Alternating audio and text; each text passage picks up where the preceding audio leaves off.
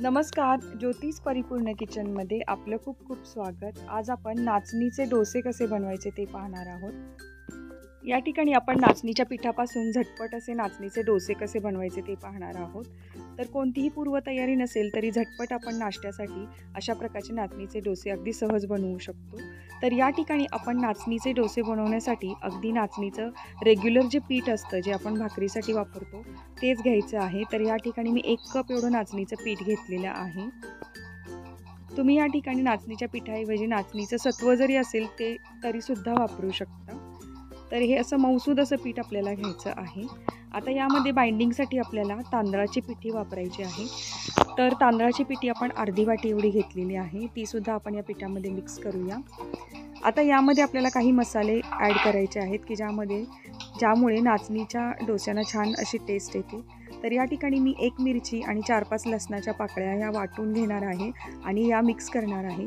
तर यामुळे आपल्या नाचणीच्या डोशांना छान अशी आंबट आणि तिखट अशी चव येते। तर यासाठी आपल्याला हे वाटण करून घ्यायचं आहे। तर हे वाटण करून घेण्यापूर्वी आपण यामध्ये चवीप्रमाणे मीठ घालूया आणि त्यानंतर आपण जे लसूण आणि हिरवी मिरची वाटून घेतली होती ती सुद्धा आपण या पिठामध्ये मिक्स करणार आहोत। आता यामध्ये आपण भाजलेले जिऱ्याची पूड घालायची आहे। तर या ठिकाणी 1 चमचा एवढी भाजलेली जिऱ्याची पूड मी घातलेली आहे आणि हे पीठ आपण ताकामध्ये भिजवणार आहोत, त्यामुळेच या डोशांना आंबट आणि तिखट अशी टेस्ट येते। तर या ठिकाणी 1 कप एवढं ताक मी घातलेलं आहे आणि थोडंसं आपण पाणी सुद्धा घालणार आहोत। तर अर्धा कप पाणी घातलेलं आहे। आता हे बॅटर बनवून घेऊया।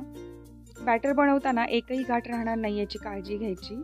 या प्रकारे मिक्स करत राहायचं आणि एकसारखं असं बॅटर आपण बनवून घेणार आहोत। आता हे बॅटर थोडंसं घट्ट वाटत आहे, त्यामुळे आपण याच्यामध्ये आणखी थोडंसं पाणी घालू शकतो। तर आपल्याला या बॅटरची कन्सिस्टन्सी फ्लोई ठेवायची आहे, त्यासाठी मी या ठिकाणी आणखी अर्धा कप एवढं पाणी घालणार आहे। तर अर्धा कप पाणी घातल्यानंतर परत एकदा मिक्स करून घ्यायचं। तर आपल्याला डोसे हे छान असे मऊसूद बनवायचे आहेत, त्यासाठी आपल्याला फ्लोई कन्सिस्टन्सी ठेवायची आहे। तर या प्रकारे आता आपलं बॅटर तयार आहे। छान मिक्स करून घेऊया आणि या बॅटरला आपल्याला 10 मिनिटासाठी तरी रेस्ट द्यायची आहे। तर रेस्ट देण्यापूर्वी आपण यामध्ये थोडीशी बारीक चिरलेली कोथिंबीर सुद्धा घालणार आहोत।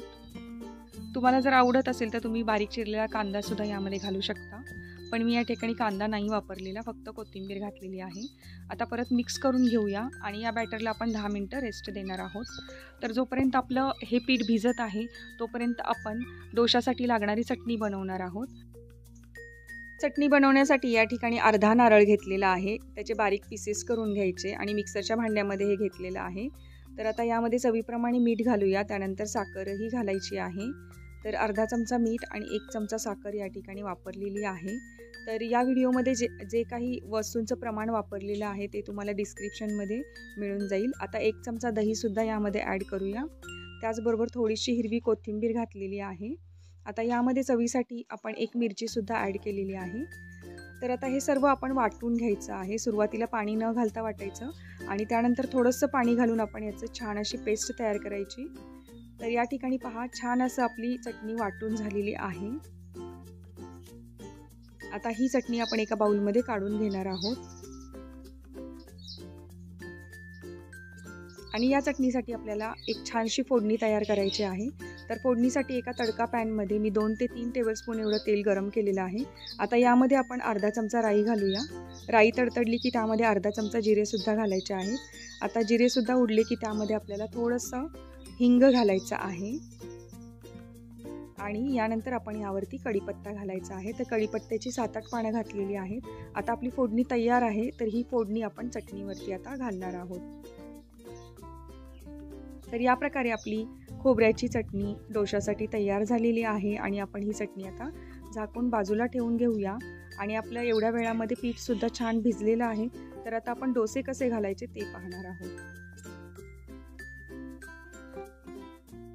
तर या ठिकाणी डोसा तवा घेतलेला आहे। डोसा तवा पहिल्यांदा तापवून घ्यायचा आणि त्यावरती थोडंसं असं तेल स्प्रेड करायचं। तवा छान तापला की गॅस कमी करायचा आणि त्यानंतरच आपण यावरती डोसा बॅटर स्प्रेड करणार आहोत। तर डोसा बॅटर स्प्रेड करण्यापूर्वी आपण याला एकसारखं असं ढवळून घ्यायचं, कारण आपण याच्यामध्ये तांदळाचं पीठ घातलेलं आहे। तर तांदळाचं पीठ हे तळाला जाऊन बसतं, त्यासाठी आपण हे संपूर्ण मिश्रण व्यवस्थित ढवळून घ्यायचं आणि त्यानंतरच आपण डोशाचं पीठ हे तव्यावरती अशा प्रकारे घालायचं आहे. तर सेंटरला पहिल्यांदा न घालता कडेने आपण हे बॅटर पसरवत सेंटरपर्यंत आणायचं आहे आणि अशा प्रकारे आपण अगदी अर्धा पेलाच बॅटर यामध्ये घातलेलं आहे आणि आपला पहिला डोसा व्यवस्थित असा घालून झालेला आहे. तर तुम्ही पाहू शकता डोसा घातल्यानंतर याला छान अशी जाळीसुद्धा पडलेली आहे. तर याला आता आपण कडेने तेल सोडून घेऊया. तेल सोडून झालं की आपण याला एका बाजूनी छान भाजू द्यायचं आहे. त्यासाठी आपण यावर झाकण ठेवूया आणि अर्ध्या ते पाऊण मिनिटासाठी आपण एका बाजूनी डोसा छान भाजून घ्यायचा आहे. तर डोसा छान भाजून झालेला आहे. आपण याला उलटवून घेऊया. तर पहिल्यांदा डोसा हा कडेने सोडवून घ्यायचा, व्यवस्थित असं सोडवून घ्यायचा. जर आपला हा पहिला डोसा असेल तर कदाचित आपल्याला तव्याला जास्त तेल लावावं लागतं, कारण डोसा चिकटण्याची शक्यता जास्त असते. तर या ठिकाणी हा डोसा व्यवस्थित निघून आलेला आहे. तर आपण हा पलटलेला आहे. आता दुसऱ्या बाजूनेही आपल्याला मिनिटभर हा डोसा छान भाजून घ्यायचा आहे.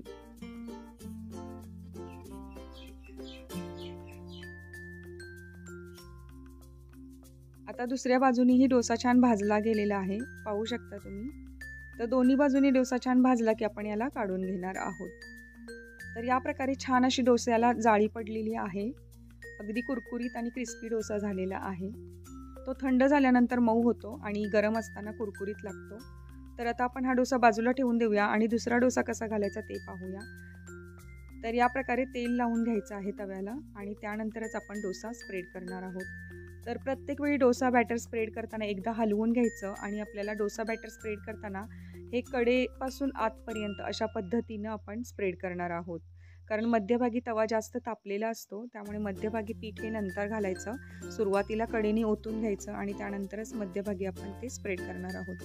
आता याला कडेने तेल सोडून घेऊया आणि झाकण ठेवून याला अर्धा मिनिट आपण एका बाजूने भाजून घेऊया.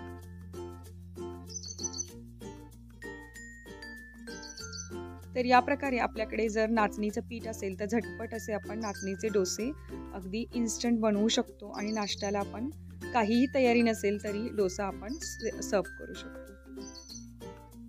तर या प्रकारे डोसा भाजून झालेला आहे. आपण आता कडेने सोडवून घेऊया.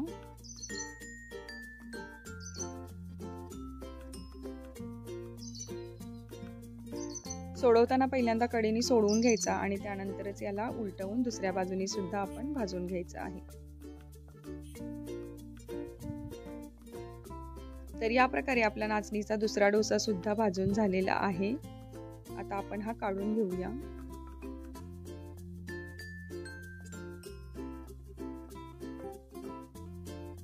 तर आपल्या डोशाला किती छान अशी जाळी पडत आहे, तुम्ही पाहू शकताय. तर या प्रकारे इन्स्टंट असे नाचणीचे डोसे आपण अगदी सहज बनवू शकतो. म्हणजे घाई गडबडीच्या वेळेला वेगळं असं काहीतरी नाश्त्याला बनवायचं असेल तर या प्रकारचे नाचणीचे डोसे तुम्ही सहज बनवू शकता.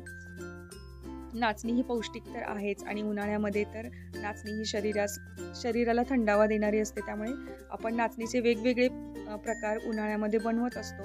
तर या प्रकारे नाचणीचा डोसा सुद्धा तुम्ही अगदी सहज बनवू शकता आणि नाश्त्यासाठी सर्व करू शकता. हा डोसा तुम्ही टिफिनसाठी बनवला तरी सुद्धा चालू शकतं. जेव्हा लहान मुलांना टिफिनसाठी काहीतरी वेगळं बनवायचं असतं त्यावेळी आपण नाचणीचे डोसे अगदी सहज बनवू शकतो आणि हे इन्स्टंट होतात, त्याला वेळ जास्त लागत नाही. बॅटर आपल्याला फर्मेंट करण्याची गरज नाही आहे, अगदी इन्स्टंट डोसे सहज होतात. तर पहा आपले डोसे आता तयार झालेले आहेत. आपण हे डोसे नारळाच्या चटणीसोबत आणि सॉससोबत सर्व केलेले आहेत. तर या प्रकारे आपले मऊसूद असे नाचणीचे डोसे तयार आहेत. हे डोसे गरम असताना छान कुरकुरीत लागतात, पण थंड झाल्यानंतरही हे टेस्टी लागतात आणि मऊसूद होतात.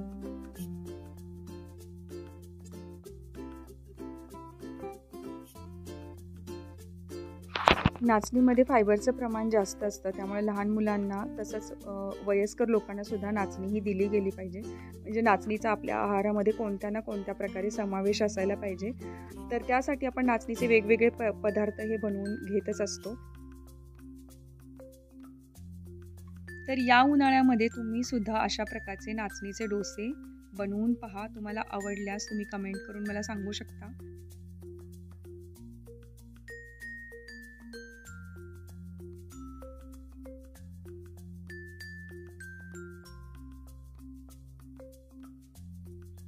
जर रेसिपी आवडली तर रेसिपीला जास्तीत जास्त लाईक करा, शेअर करा आणि चॅनलवर अजूनही नवीन असाल तर चॅनलला सबस्क्राईब जरूर करा. तर भेटूया मस्त अशी रेसिपी घेऊन पुढच्या व्हिडिओमध्ये. तोपर्यंत बाय बाय.